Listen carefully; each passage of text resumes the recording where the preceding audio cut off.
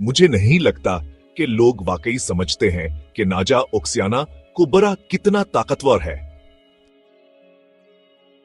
यह सांप सिर्फ तेज नहीं है, यह जिंदा रहने का माहिर है।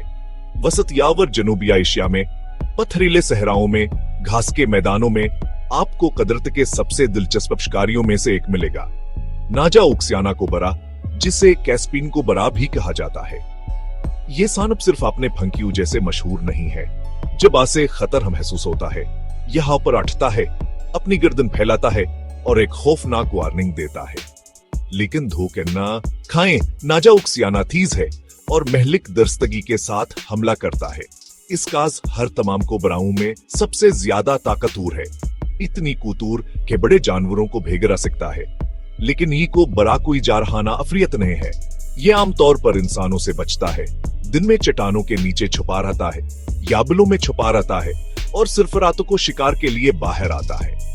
इसकी हम खुराक छूटे चौहे, मेंढक और के भैक दूसरे सांप भी नाजा ओक्सियाना माहौलियाती निजाम को मुतवाजन रखने में अहम किरदार अदा करता है, कीड़ों की आबादी को कंट्रोल में रखता है। लेकिन अफसोस, इसे रहायशगाह के नुकसान और उन लोगों से खतरा है जो से डरते हैं। याद रखें, ज्यादातर सांप लड़ने के बजाय भागना पसंद करते हैं।